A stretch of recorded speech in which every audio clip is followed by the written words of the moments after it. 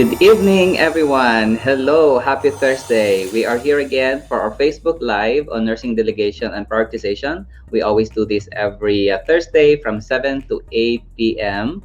Pacific Standard Time. Thank you very much, everybody, for being here. And we have been so busy before the start. And I am so thankful because it seems like we don't have any technical glitches before starting tonight. So, everyone, thank you for being here around the world. Can you please tell me? What is your location tonight? Okay, I want to find out. And of course, I think I've noticed that we have new people in the comment section. So thank you very much for being here. And I wonder how you got to learn about this Facebook Live that we have. Of course, this Facebook Live has helped a lot of students. They have been giving us good feedback about the information that they are learning in this program. So everyone, thank you. Can you please tell me in your in the comment section where's your location, everybody, before we start? And I would like to give a shout out to some of you, everyone. So I think we have a new person tonight, Drame. She's Jane Conte from Wisconsin. Okay, we have that. Also, we have from New Jersey, we have JD Matthew. I think JD Matthew is also new tonight. We also have Kenny. Kenny has always been attending this session, and he is from Texas. Thank you, Kenny. Also, we have from Minnesota, we have Yay, Nancy, Esther Brown. Thank you very much for being here again also. And also, who wants to have a shout out also? Okay, so you have to put nice comments if you want to appear in the Facebook Live, everyone. Okay, so Rika is from Arizona. Okay. Oh, Maninder Kaur is from Arizona. Very good. You're meeting your classmates here, and it seems like you come from the same place, everyone. Okay. Okay. So we have Jemlyn is from Florida. Okay, and of course we have Joel. Okay, is from Connecticut. So before anything else, or without further ado, I would like to introduce myself. My name is Mr. Alan Matus, and again, I am a nurse educator and NCLEX instructor. I have been helping students pass their NCLEX examination for almost 25 years. I'm also a nursing faculty and also the founder and the president of Matus Nursing Review and Matus Nursing Review Online NCLEX Academy. And also, I am an author. I have a book published in Amazon and other channels. It's the title of the book is Simple, Fast, and Easy NCLEX Review. So again, everybody tonight, what's our agenda for tonight? Of course, the same thing. We're going to have questions, your prioritization questions, and then we also have your delegation questions, everybody. Okay. All right. So the first thing that we're going to have tonight, okay, is going to be, all right. So let's see. Okay. So we have a very nice greeting from Amber. So Amber is one of our passers, and she's from the Philippines. She already passed the NCLEX, but still she is attending our Facebook Live every Thursday here. So nice to meet you here. So of course, for tonight, all right, so we're showing you our motivational photo of the week. This is a photo that was sent to us a few weeks ago, I guess, by one of our students. I think it's Sharon, and that's how the online NCLEX Academy looks like when students are doing their self-study under our program. So thank you very much for sharing us the photo, and I hope that your classmates will be motivated to pass the NCLEX. Okay? All right. Okay. Now, also another part of our agenda tonight is going to be our testimonial. So we have this latest testimonial from one of our students who passed the NCLEX last October 16, actually. Her name is Lenny. So Lenny said in our recommendation page in Facebook, she said, "Hello, I recently passed my NCLEX-RN. I recommend Mr. Alan Matus for his dedication to his students. I always attend his Thursday night webinar, US time. He makes sure that everyone understands the content and will explain why the answer is this and not that. He helped me with a lot. He helped me a lot with prioritization and delegation, which I've got like 50% of my exam. I will always be thankful to Mr. Matus for all the help." Thank you very much, Lenny. So messages like this are the reasons why I like what I do, because I help change lives of students. They pass the NCLEX examination. Of course, that is the greatest fulfillment, and that's why I really like doing what I do. because it helps students change their future. Okay, so North Phoenix. Okay, Sonu is very happy to be here also. So thanks for meeting you.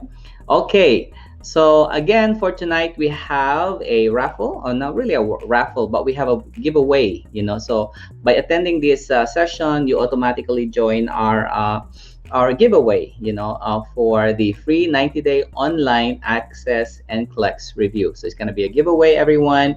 And for last week's session, we're going to announce it tonight at the end of the program again. Okay? If you have any photos to share, any inspiring stories, let me know. You can send me a message and we can always share that with the group. Okay? Okay. All right.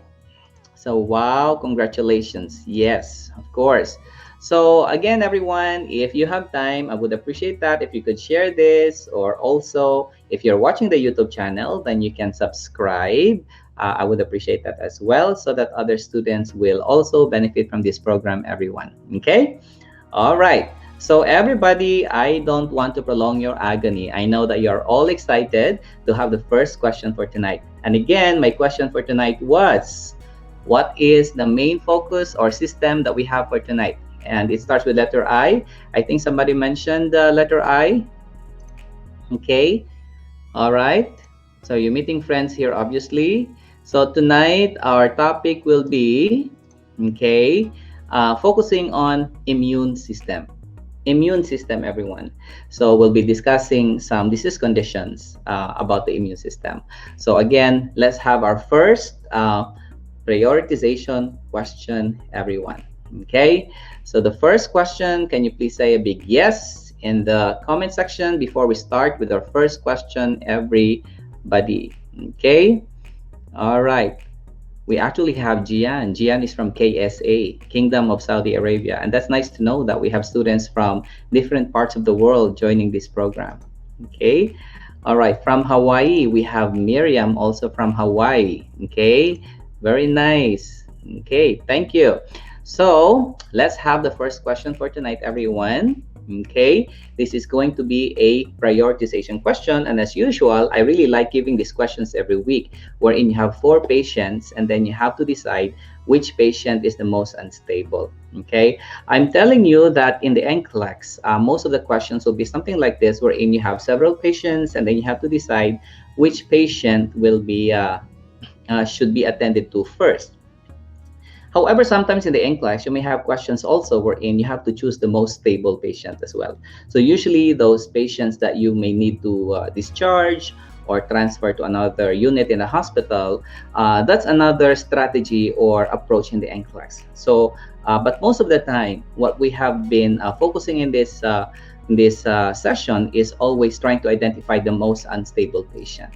Okay, so I hope that over time you have learned the tricks, and of course, not just the tricks, but the concept on how to really pick the unstable patient, the priority patients. And always remember this, you may have a mixture or a combination of stable and unstable patients in the choices, but you always have to rank or triage your unstable patients. Okay, just because someone is unstable is the priority. No, you have to choose the most unstable client in the situation. Okay, so I haven't flashed the question yet, but some people are already giving their answers. Okay, so we have number 1, the nurse cares for several clients with immunologic disorders.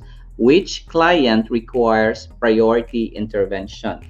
Okay, A, the 45-year-old client with chronic fatigue syndrome who complains of malaise, headache, and joint pains. B, the 24-year-old client recently admitted for skin rashes and blistering due to allergic dermatitis. C, the 14-year-old client newly diagnosed with systemic lupus erythematosus who reports fatigue, rashes, and fever.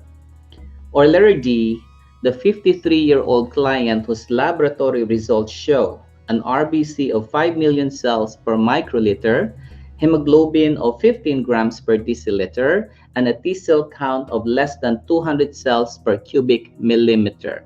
So you have to remember here, everyone, who will be the most unstable person here. Okay, which patient is the priority in the situation? You have to use the process of elimination. And obviously in this situation, I don't think that you see airway and breathing and circulation concept. Am I right? You're always looking for the airway for the most unstable patient, but in this situation, it's not. I will give a clue to everyone. Okay, letter B is not the answer.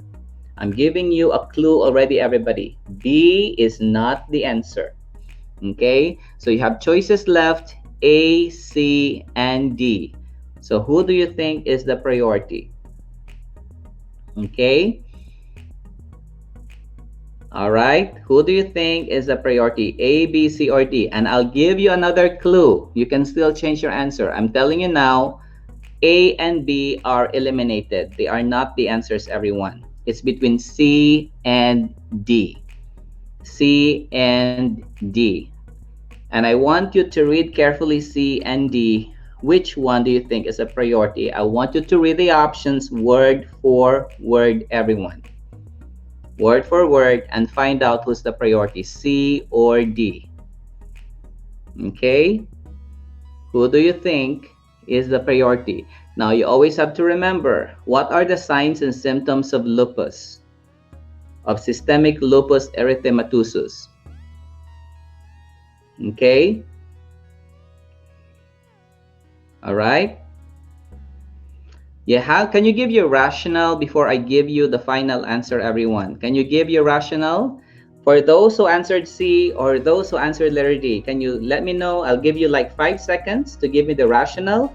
Why is it C or why is it D? Let me find out what's the rationale. Can you tell me why did you answer letter A, B, C, or D? Okay. All right. So we have here, Mr. Droll said, Droll said, letter D is AIDS. Okay. Do you believe? Tesfa said rashes on the face. That's why letter C. Okay. All right. So what? Okay. So let's find out the answer for this, everybody. I know that some of you answered letter C. Some of you answered letter D, everybody. I know that you're so excited. Sharon said letter D. Okay.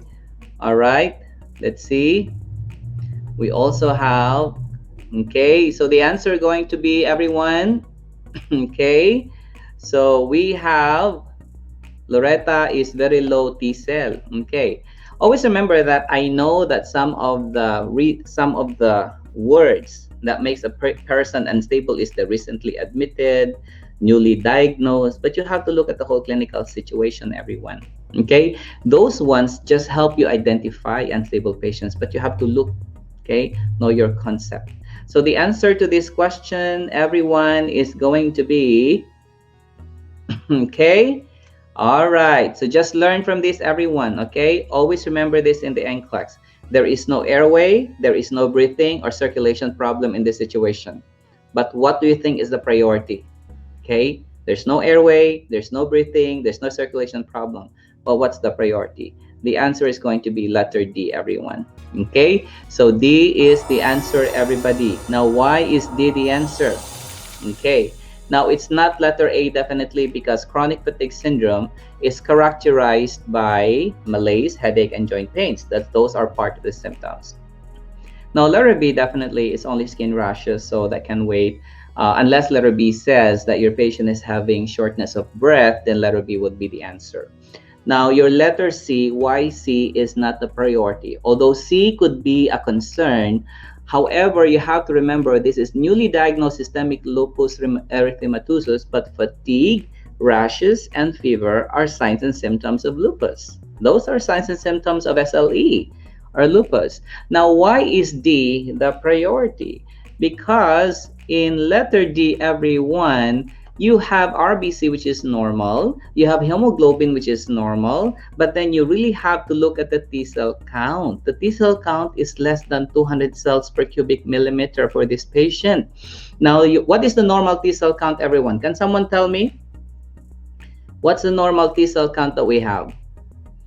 Okay, some books would say 600, but then some resources would say 500 to 1,200.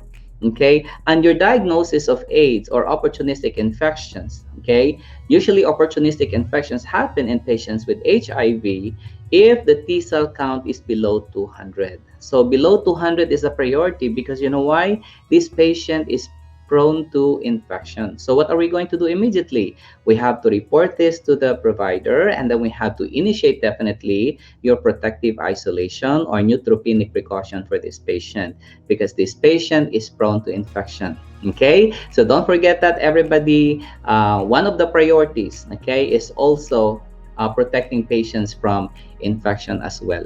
Okay, so I hope that everybody, some of you answered 600 to 1,200 as a normal T cell count. Okay, or some books would say 500 as well. Okay, so yeah, I got it right. So Michelle, congratulations, and also congratulations to one person who was answering earlier why letter D is the answer because it's the possibility of opportunistic infection. Okay, so again, everybody, just because it's newly diagnosed, just because it's you see the word fever, now you really have to look at letter D as well. And letter D, you saw there the RBC is normal, the hemoglobin is normal, but you have to look at the T cell count. It's really very low, everyone. It's less than 200 cells per cubic millimeter. Okay, so all right, everybody. So I hope that that was a little bit of a learning experience for everyone. Okay. All right. So let's proceed to the next. Are you ready for our next question, everyone? So some questions for prioritization are easy. Some questions are a little bit more challenging, and that's okay. You know, in the NCLEX, I bet when that came out in the NCLEX, I bet most students will answer letter C. However, if you answered letter D on that one, that is a big possibility that you're really doing well in the NCLEX because you got the right answer among the other students who got it wrong. Okay, so but that's a learning opportunity for everybody. Okay, all right. So let's go to the next question, everyone. Number 2. Okay, so. And I would like you to take note for tonight. What are the things that you are learning for tonight? Okay. So number 2 question, everyone. Okay. So let me read the question. The nurse performs morning rounds in a unit that cares for clients with acquired immunodeficiency syndrome or AIDS/HIV. Which client should receive immediate attention? A. The 41-year-old client who reports stiff neck, headache, and photophobia upon awakening. B. The 50-year-old client who developed purplish skin lesions 2 days ago. C. The 34-year-old client recently admitted for diarrhea due to cryptosporidiosis infection. Or letter D. The 68-year-old client who complains of burning oral lesions and dysphagia due to oral thrush. Okay, again, let's proceed. Okay, the nurse performs morning rounds in a unit that cares for clients with acquired immunodeficiency syndrome or HIV/AIDS. Which client should receive immediate attention? A. The 41-year-old client who reports stiff neck, headache, and photophobia upon awakening. B. The 50-year-old client who developed purplish skin lesions 2 days ago. C. The 34-year-old client recently admitted for diarrhea due to cryptosporidiosis infection. Or letter D. The 68-year-old client who complains of burning, oral lesions, and dysphagia due to oral thrush. Okay? So, take note, everybody. What will be the answer to this question? Okay, all right. So who do you think is a priority? A, the 41-year-old client who reports stiff neck, headache, and photophobia. Who is the most unstable? Okay, and sometimes when you have to choose priority patients, it's not only protecting the patient. Sometimes you have to ask yourself also, is this patient a danger to others as well? Okay, letter B, a 50-year-old client who developed purplish lesions, skin lesions 2 days ago. C, the 34-year-old client recently admitted for diarrhea due to cryptosporidiosis infection. Or D, the 68-year-old client who complains of burning, oral lesions, and dysphagia due to oral thrush. Okay, So just to give you a clue, everybody, the focus of this question will be about, these are all patients with HIV and AIDS. And you have to remember that HIV or definitely your AIDS have gazillions of complications. Okay, so these patients are manifesting complications, but again, which patient will be the priority in this situation? Okay, so the answer to this question, everyone, will be, are you ready, everyone, for the answer to this question? The answer to this question has something to do with, of course, a life-threatening condition, and of course, isolating the client in order to protect also the other clients, putting the client in droplet precaution.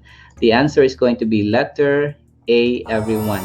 Okay, so letter A is the answer.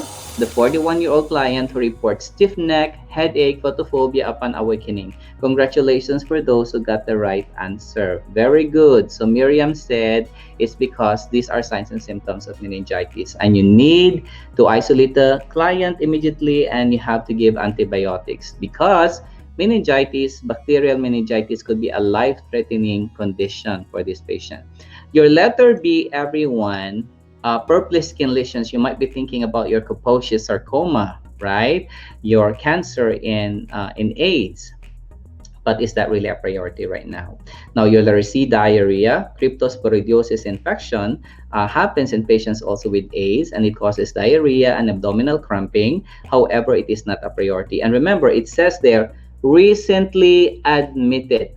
But good job, everyone, for choosing letter A, even though letter C says recently admitted, because the clinical condition is the most important thing that you have to see in the NCLEX, the most important consideration. Your letter D, burning oral lesions and dysphagia due to oral thrush, not really a priority, okay? Because it's only dysphagia. Those are part of the symptoms of having candidiasis, infection of the mouth, right? However, if letter D mentions that this client is having dyspnea or shortness of breath, then that's a different story. Then that person comes in first. Did you get that, everyone? Although letter A is the priority based on these 4 choices that I have given to you, everyone.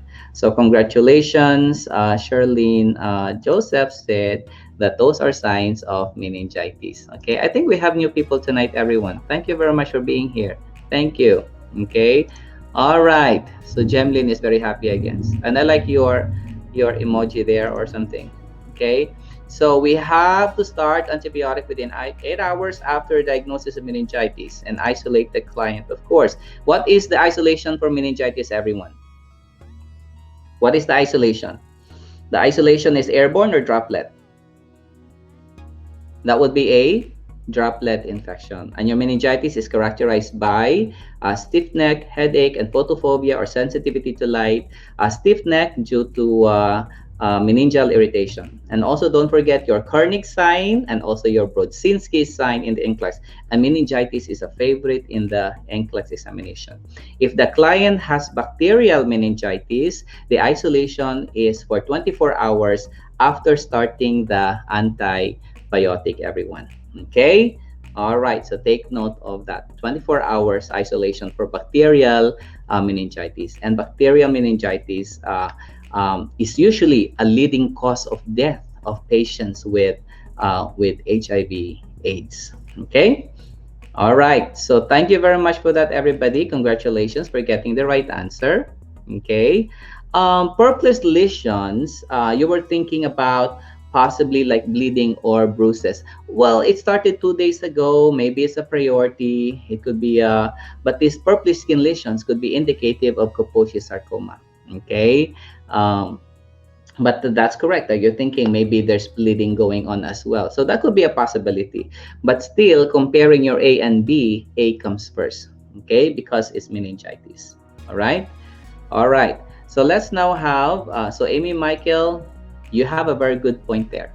Okay, you have a very good point. All right, so let's proceed. Okay, so are you ready for our delegation question, everyone? Thank you, Amber, for telling us that the you have your droplet precaution, okay, for your meningitis, everyone. Thank you for that. Okay, so let's have your number 3 question, everybody. This will be about delegation. Okay, and delegation, usually I've noticed that most of you are doing very well with delegation. So let's make it hard tonight. Okay, all right. So this is your question for delegation, everybody. It's select all that apply. And again, this is delegation to the UAP. Okay, the registered nurse works with an experienced and licensed assistive personnel in caring for a client with AIDS placed in protective isolation. Which of the following tasks can be delegated to the UAP? Select all that apply. A. Help the client in using the commode. B. Remind visitors to wear a mask before entering the room. C. Adjust the oxygen flow rate. D. Remove the indwelling catheter. E. Assess the color of sputum. And F. Obtain tympanic temperature every 4 hours. Okay? The registered nurse works with an experienced and licensed assistive personnel in caring for a client with AIDS placed in protective isolation. Which of the following tasks can be delegated to the UAP? Select all that apply. A. Help the client, okay, in using the commode. B. Remind visitors to wear a mask before entering the room. C.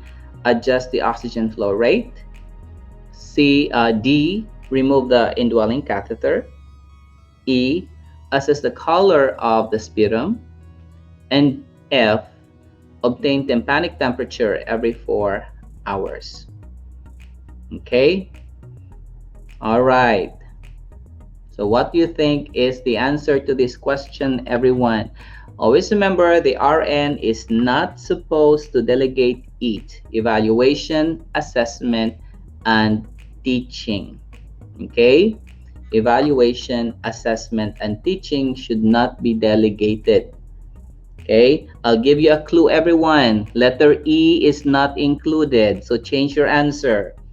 Assessing the color of the sputum is not supposed to be delegated to the UAP because assessment is the responsibility of the registered nurse. Okay? So E is not included, everyone. Okay? All right. So I already gave you a clue, everybody. Okay? All right.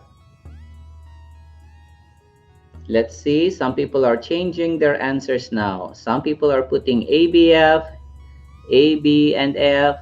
Okay, AF. All right. Let's find out what will be the answer of everyone to this question. Okay. All right.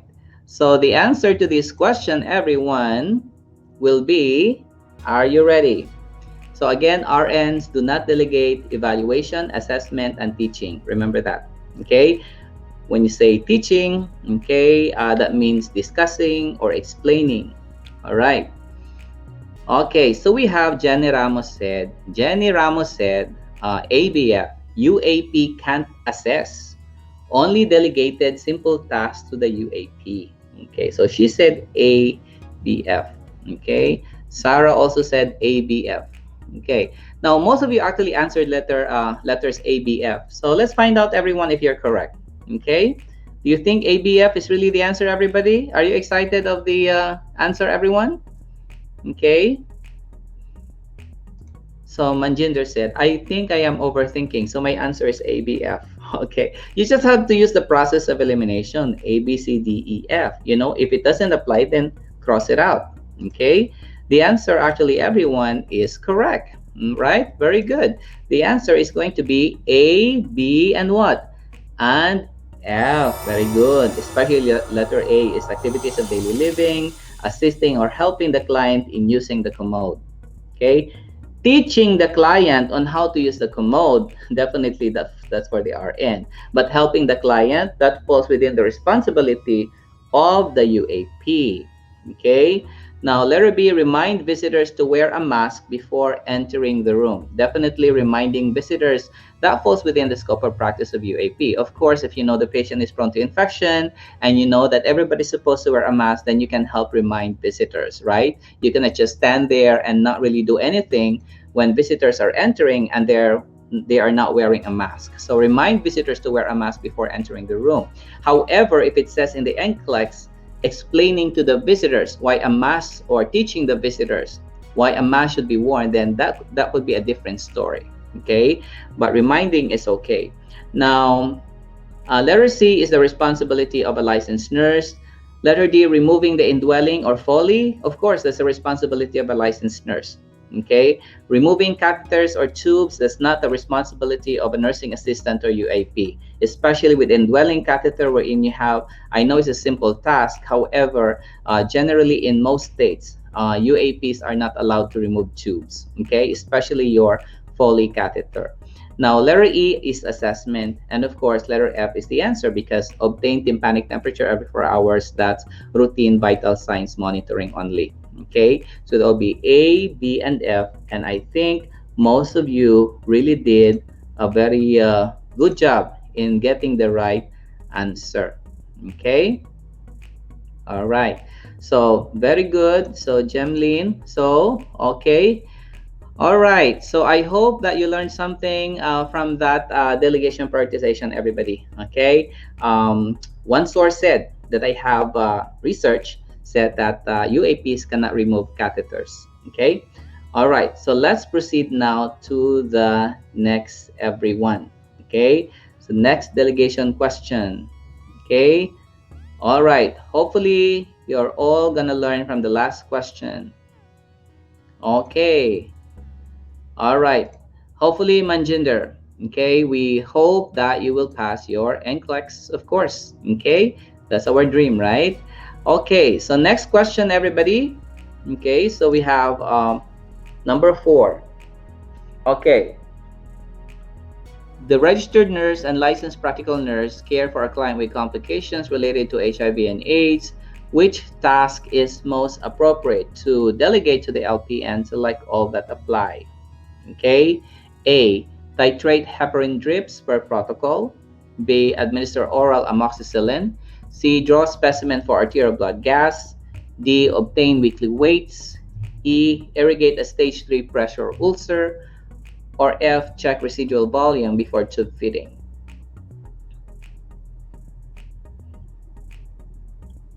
Again, the registered nurse and licensed practical nurse, or LPN, care for a client with complications related to HIV/AIDS.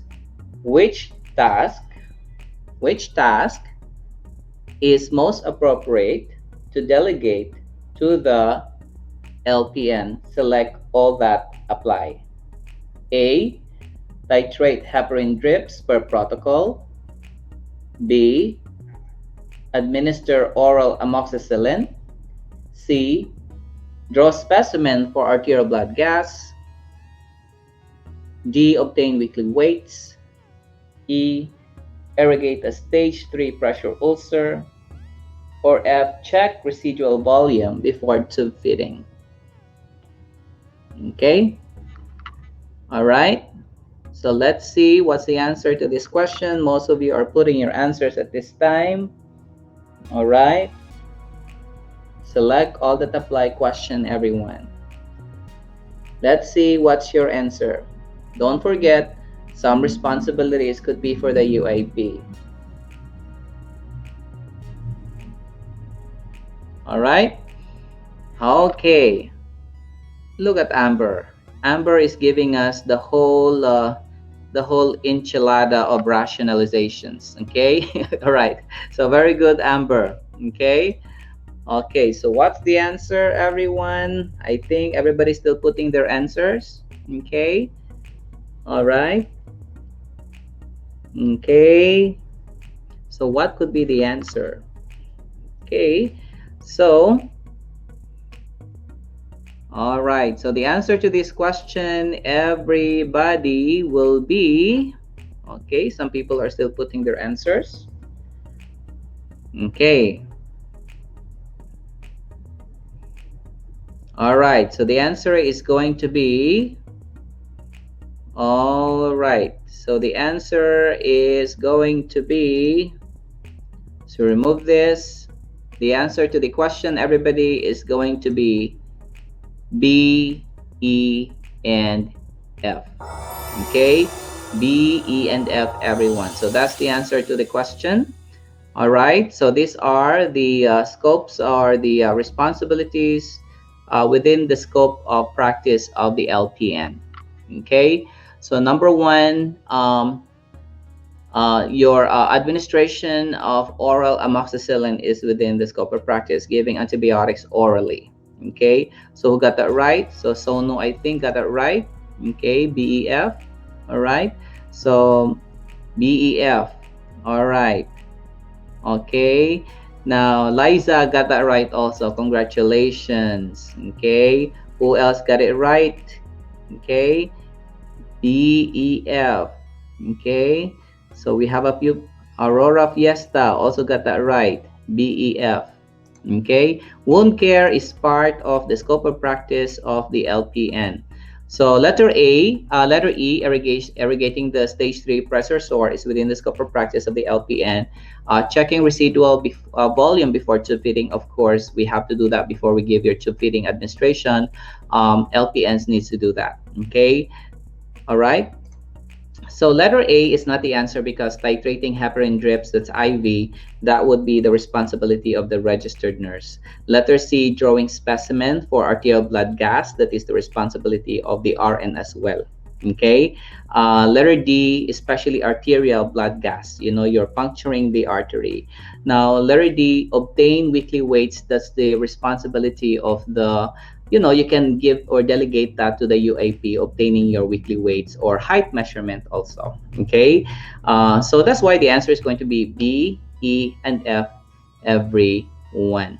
Okay, so drawing specimen for arterial blood gas, it depends on the policy also of the facility. It could be the RN or any other staff that could be doing that. It could be the respiratory therapist probably. Okay, but generally the LPN cannot draw a specimen for arterial blood gas because that involves puncturing the artery. Very risky, everybody. Okay, so well, I know that even with IV, of course, for example, LPNs in other states have special privileges or opportunities to manage IVs. However, generally in the NCLEX, you have to answer in a way wherein LPNs are not certified. Okay, LPNs are not certified. Okay, so the question doesn't mention UAP, but generally, even if the UAP is not mentioned, you cannot give your weekly weights to the LPN, everyone. So make sure that you understand that. Okay, weekly weights is for CNAs, for nursing assistants, everyone, measuring height. Okay, even though it doesn't mention UAP, you have to give that. Routine vital signs, give that to the UAP, everyone. Okay, but the question is, can the LPN obtain the heart rate of your patient? Yes. Okay, obtain the heart rate, auscultate bowel sounds, check the color of the stool. That could be also included. Okay, all right. So we have Noveline. Noveline mentioned that your Facebook Live helps me a lot on my NCLEX exam.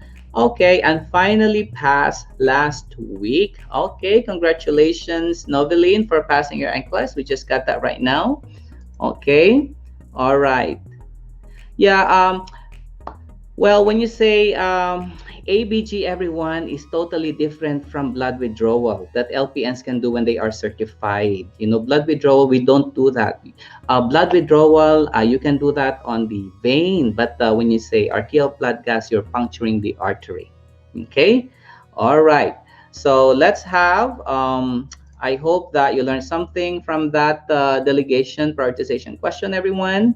Okay, so again, just kind of like letting you know that part of our program is that if you want to learn more about the prioritization delegation, we have all of these recordings in the online academy. And of course, when you review online, if you do your self-study, there is a workbook that goes with it so that you can write. Okay, and makes the NCLEX review more interactive. And of course, we have a live webinar starting Saturday, November 7. That will be from 8 to 4 p.m. Live webinar 10 days until January 16, I guess. Okay, so we're starting the class, and that also comes with the workbook, and of course my my lecture, of course, live webinar. And then we do have every Tuesday a live webinar also from 6 to 9:30 p.m. also. Okay.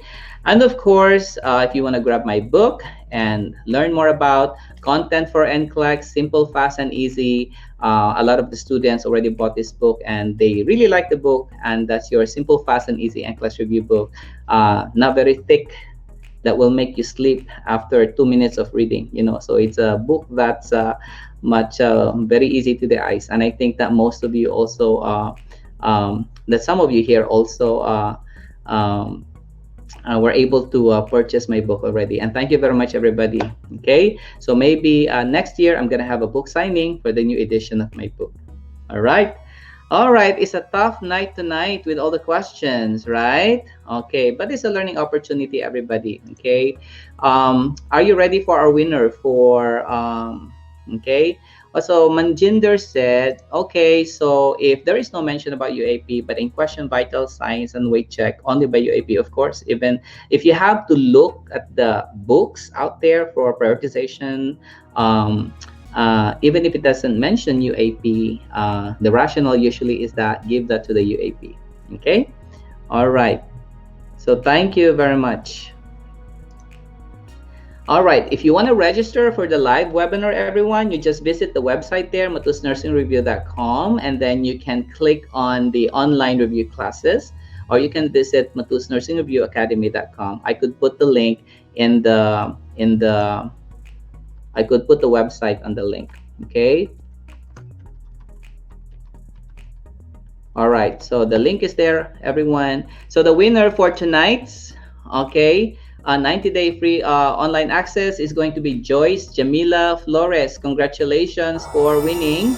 All right. So Joyce Jamila Flores is our winner. Please send her a congratulations, everyone.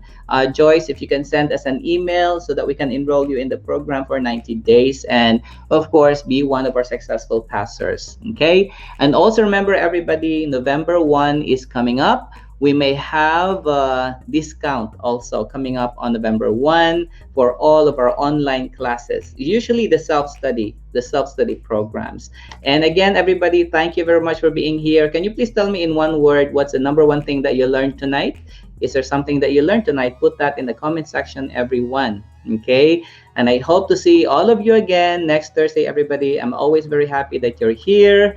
And of course, one of the things that students tell me when they enroll in the program or they attend this Facebook Live is learning the content simple, fast, and easy, of course. Okay, so congratulations, and again, good night, everyone. Okay, good night.